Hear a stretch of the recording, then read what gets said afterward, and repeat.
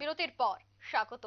চলছে কংগ্রেসের নেতৃত্বে রাহুল গান্ধীর উপস্থিতিতে ভারত জোড়ো ন্যায় যাত্রা। কিন্তু এই ভারত জোড়ো ন্যায় যাত্রার মধ্যেও ভাঙছে কংগ্রেসের ঘর। প্রতিনিয়ত উত্তর পূর্বাঞ্চল সহ বিভিন্ন জায়গায় কংগ্রেসের ঘরে ভাঙন। কোথাও দেখা যাচ্ছে বিধায়ক, আবার কোথাও দেখা যাচ্ছে সাংসদ। তারা একে একে কংগ্রেস ছেড়ে এবার শাসক দলে সামিল হচ্ছে।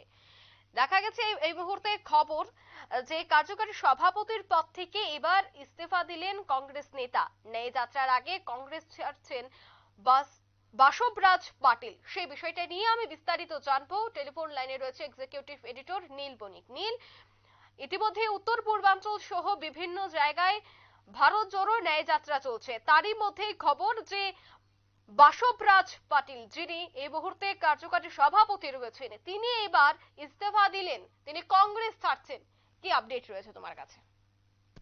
দেখো, রাহুল গান্ধীর যাত্রা এখনো উত্তরপ্রদেশেই রয়েছে। উত্তরপ্রদেশ থেকে এরপর আমরা জানি যে এই যাত্রা মহারাষ্ট্রে গিয়ে শেষ হবে। আর মহারাষ্ট্রে যখনই দেখছি যে প্রবেশ করার আগে প্রত্যেক দিনই কিন্তু রাহুল গান্ধীকে সাংগঠনিকভাবে চ্যালেঞ্জ ছুড়ে দিচ্ছে বিজেপি। একের পর এক মহারাষ্ট্রের কংগ্রেস নেতা প্রত্যেক দিনই দল ছাড়ছেন এবং হয়তো সেটা বিজেপি কৌশলগতভাবেই এইটা করছে। তার কারণ হচ্ছে, যদি একবারে সব নেতাদের জয়েন করিয়ে দেয় বিজেপি কংগ্রেসে, তাহলে সেটা একদিন দুদিন ফলাও করে খবর হবে, মানুষের মুখে মুখে ঘুরবে, তারপর কিন্তু সেটা ইস্যুটা শেষ হয়ে যাবে। অর্থাৎ এই ইস্যুটাকে কার্যত বিজেপি জিয়ে রাখতে চাইছে। অর্থাৎ মহারাষ্ট্রে যেগুলো কংগ্রেস নেতা ডে বাই ডে, অর্থাৎ একদিন বাদে একদিন, একদিন বাদে একদিন, এইভাবে কিন্তু যোগদান করছেন। বাসবরাজ পাটিল অত্যন্ত মহারাষ্ট্রের ক্ষেত্রে কংগ্রেসের গুরুত্বপূর্ণ নেতা। তিনি কার্যকরী সভাপতি পর্যন্ত ছিলেন। তিনি এবার সরাসরি ইস্তফাপত্র দিয়ে দিলেন। ইস্তফাপত্র দিয়ে তার বিজেপিতে যোগদানের জল্পনা রয়েছে। আজ বা আগামীকাল তিনি বিজেপিতে যোগদান করতে পারেন বলে এমন খবরটাই শোনা যাচ্ছে। মহারাষ্ট্রের উপমুখ্যমন্ত্রী বিজেপি নেতা, তিনি তাকে জয়েন করাতে পারেন বলে শোনা যাচ্ছে। অর্থাৎ যত ভোট এগোচ্ছে, মহারাষ্ট্রের যে আসন, প্রায় 40টার মতো আসন রয়েছে, 40টা আসনকে টার্গেট করে বিজেপি সেখানে মাঠে ময়দানে নেমেছে। সেই 40টা আসন পেতে যা যা করার সাংগঠনিকভাবে নিপুণভাবে সেগুলো একের পর এক করে চলেছে বিজেপি। এবং অপ্রতিরোধ্য ভাবেই প্রত্যেক দিন কংগ্রেসের দল কার্যত ভাঙাচ্ছে এবং রাহুল গান্ধীর বা কংগ্রেস নেতৃত্ব সেই জায়গাটা কিন্তু কোনো মুহূর্তেই আটকাতে পারছে না। বিজেপির ঘর ভাঙার আগে আগে তো নিজের ঘর সামলাবেন রাহুল গান্ধী। তিনি যাত্রা করছেন, সবই ঠিক আছে। ইন্ডিয়া জোটের কখনো কখনো ফিলগুড হাওয়া থাকলে তিনি সেটা মানুষের মধ্যে তুলে ধরছেন। কিন্তু তার আগে যেভাবে প্রত্যেকদিন তার দল ভাঙার বিষয়টা মানুষের মধ্যে উঠে আসছে, তাতে কিন্তু মোটেও স্বস্তিতে অন্তত মহারাষ্ট্রে কংগ্রেস নেই। এবং এই রকমটা চলতে থাকবে, যত দিন যাবে ততই কিন্তু রাহুল গান্ধীর গ্রহণযোগ্যতা নিয়েই ভোটারদের মনে প্রশ্ন উঠবে, মানুষের মধ্যে প্রশ্ন উঠবে। এবং আগে নিজের ঘর সামলাতে হয়, তারপর অপোনেন্টকে আক্রমণ করতে হয়। এটাই মূলত প্রথা। সেই জায়গাতে দাঁড়িয়ে নিজের ঘরই কার্যত ভোটের আগে রুখতে পারছেন, নিজের ঘরই তিনি ধরে রাখতে পারছেন না রাহুল গান্ধী। এবং বাসবরাজ পাটিলের মতো নেতা ছেড়ে যাওয়াতে তোমার হচ্ছে মহারাষ্ট্রের একজন বর্ষিয়ান কংগ্রেস নেতা এবং সাংগঠনিক কংগ্রেস নেতা ছেড়ে যাওয়াতে ক্ষতি হবে বলে মনে করছে রাজনৈতিক মহলের একাংশ। অঙ্কিতা, একদমই।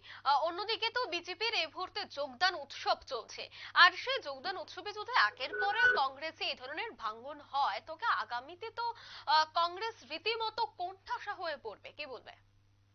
কোণঠাসা তো হচ্ছেই। আমাদের রাজ্যেও দেখলাম আজকে কংগ্রেসের মাইনরিটি সেলের চেয়ারম্যান, তিনি অলরেডি পদত্যাগ করে বসে আছেন। গতকাল আমরা দেখেছি অরুণাচল প্রদেশে দুজন কংগ্রেসের বিধায়ক তারা দল ছেড়েছেন। মহারাষ্ট্রের আগের বার একের পর এক কংগ্রেস নেতা দল ছাড়ছেন। আজকেও দেখলাম সমাজবাদী পার্টির কোনো একজন বিধায়ক, তিনি ইস্তফা দিয়ে বসে রয়েছেন।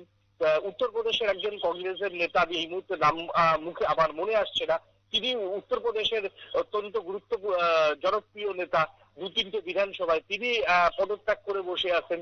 এবং রাহুল গান্ধীর যাত্রা যত এগোচ্ছে, যেই রুট দিয়ে এগোচ্ছে, সেই রুটেই কিন্তু তার দলের নেতারা একের পর এক সরে দাঁড়াচ্ছে।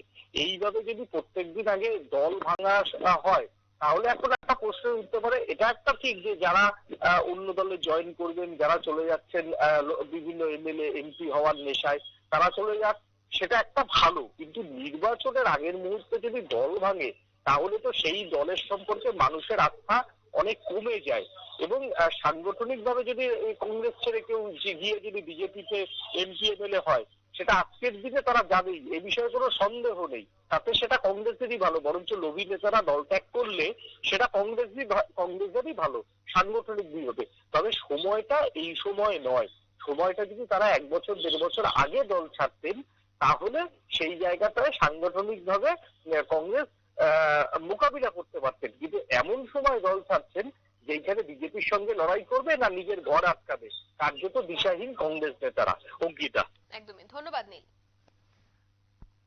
ইতিমধ্যে কংগ্রেস শিবিরে ভাঙন খবর যে কংগ্রেস ছাড়লেন বাসবরাজ পাটিল, যিনি কার্যকরী কমিটির সভাপতি ছিলেন। সেই সভাপতি পদ থেকে ইতিমধ্যেই ইস্তফা দিলেন এই কংগ্রেস নেতা। নিয়ে নিচ্ছে ছোট্ট একটি বিজ্ঞাপন বিরতি, সঙ্গে থাকুন।